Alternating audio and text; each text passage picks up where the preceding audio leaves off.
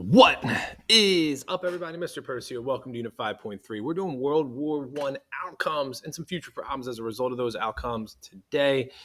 Just a reminder, World War I is caused by militarism, alliances, imperialism, and nationalism. It was a very bloody and brutal war as a result of the new technologies and all the new weapons that came out. But also, we have a total war going on. We have colonial soldiers fighting. We have women working in the factories. We have factories that are going to shift to make military goods. We have propaganda, nationalism, a whole bunch of stuff going on. When a lot of those things and like the death tolls and how awful things are going to lead to some of these outcomes of World War I. So let's rock and roll and get into this. 1914 is when the war starts. This is 1917. And if you're not really good at math, it looks like it should only be 3 years, but really it's a 4-year war at this point. So really a long time to be fighting. And two major changes happened in 1917. One is early in 1917, and that's Russia leaves the war. So Russia had been on the same side as the French and the British. They're fighting against the Central Powers, and Russia, as a result of some upheaval in the country, a lot of their soldiers died. They have one of the highest casualty rates. They're not industrialized. There's a lot of political turmoil. They're still an absolute monarchy, and the rest of Europe isn't. So there's a lot of stuff going on as a result of this war and how bad they did in the war.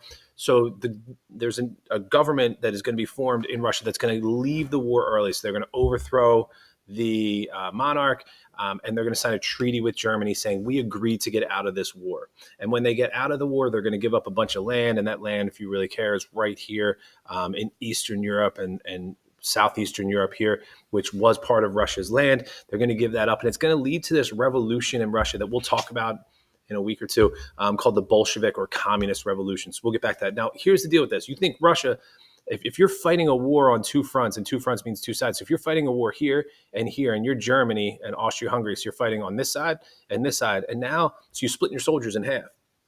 Now Russia's out, and you can bring all of your soldiers. You can fully mobilize to go to this Western Front where the trenches are.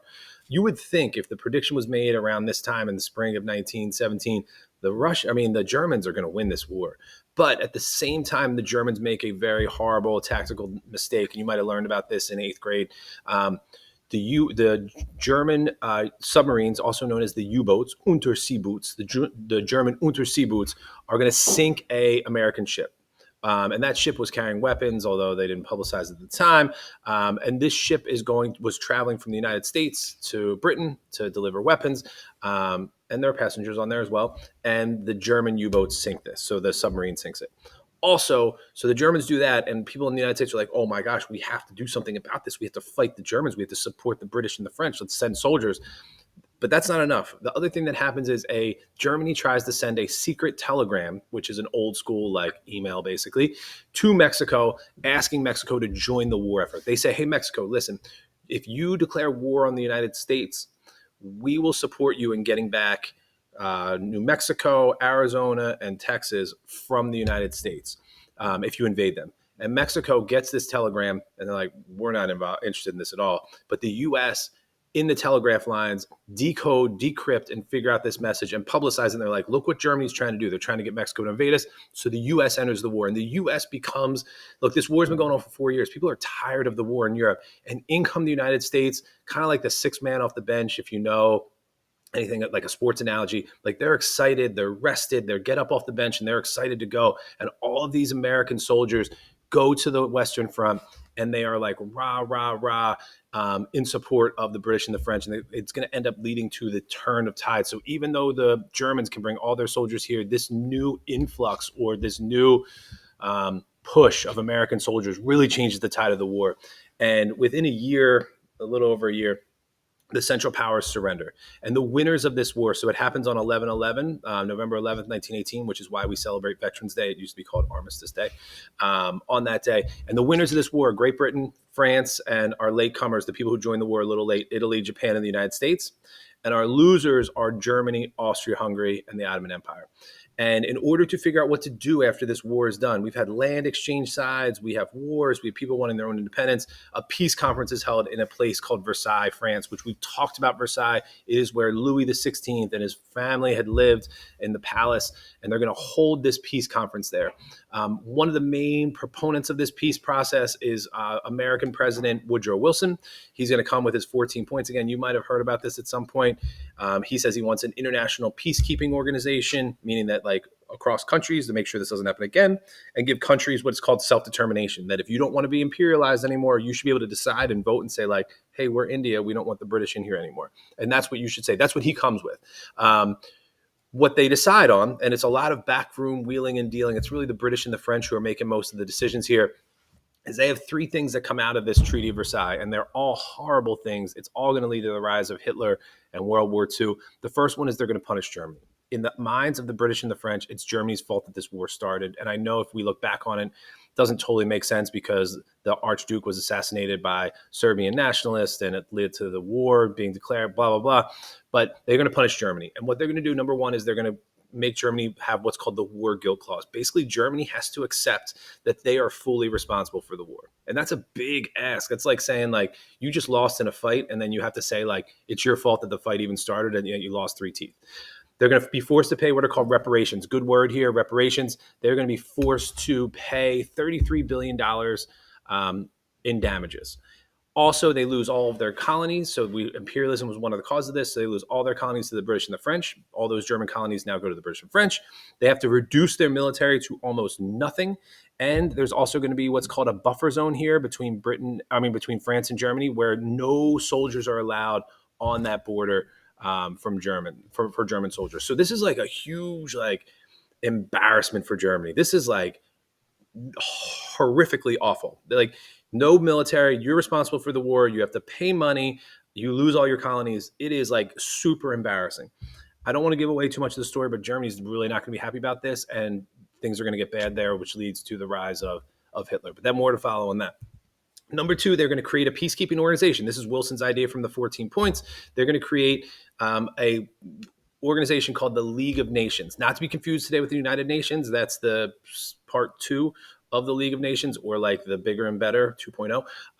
The big problem is that some countries don't join. Some aren't invited to join. Some refuse to join. For example, the United States, even though it was Wilson's idea, the United States doesn't join the League of Nations. You're missing a major country who's kind of emerging as one of the main powers. You have other countries that like Russia that are not asked to join. Germany, which just lost this war, is not really going to be part of this off the bat, and later on they're going to be into it and they're going to help out. But we have all kinds of weird things you can see on this map here. A lot of countries just aren't even asked to join. You have other countries like here that are going to be asked to join later. So there's all kinds of wheeling and dealing, and it just doesn't work out. You need everyone on board with this in order to avoid war. And what's going to happen is this League of Nations is going to be weak, which we'll get to as we lead up to World War II. Last piece, or last big part of this, is new countries are going to be created. This is the nationalism piece. We got the imperialism piece and the economic piece from the causes of the war. And now we also have the nationalism piece. And the nationalism piece is people want their new countries. So we have all of this nationalism down here in Austria-Hungary. We're going to start breaking up countries. So we break up Austria-Hungary, and it becomes Hungary. You can see here Hungary, Czechoslovakia, and Yugoslavia right here. All right. We have other countries that were part of this treaty where they lost the land. So coming back here for a second. This land that was lost, that was Russia, and then Russia gave it to Germany, and now Germany loses. So now we're going to make these countries independent. So we're going to have Poland, Romania, Latvia, Lithuania, Estonia. So all of these new countries are going to be created out of nationalism. We want our own country, and that's what's going to end up happening. The last piece of this is we also have the Ottoman Empire. I don't want to ignore them. Pretty important part of this, and we'll get back to them probably in like March. Ottoman Empire is going to be broken up. They also lose this war. Austria-Hungary loses. Germany loses, the Ottoman Empire loses, and the Ottoman Empire is going to be broken up into a country called Turkey. The people who run this are Turkish in their ancestry, so it's called Turkey.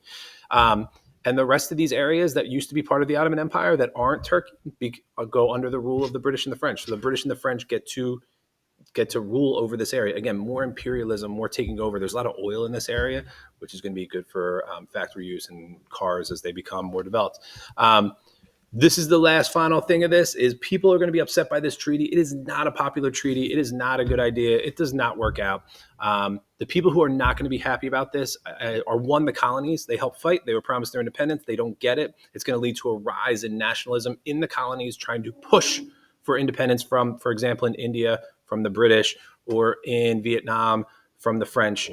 So people are going to want their freedom. The Germans, like I said, are super angry about this. There's a new government that is going to be called the Weimar Republic. They're going to be very unpopular and not liked. And then Japan and Italy don't get the land they wanted that they were promised. And I don't want to give away the story. Don't tell anybody. But these three countries, Germany, Japan, and Italy, are going to join forces in World War II, partially because of the anger at this Treaty of Versailles and all kinds of craziness in the colonies. So that's a lot of information. Poof, throwing that at you. You got any questions, you write down. Let me know. We'll talk. I'm out.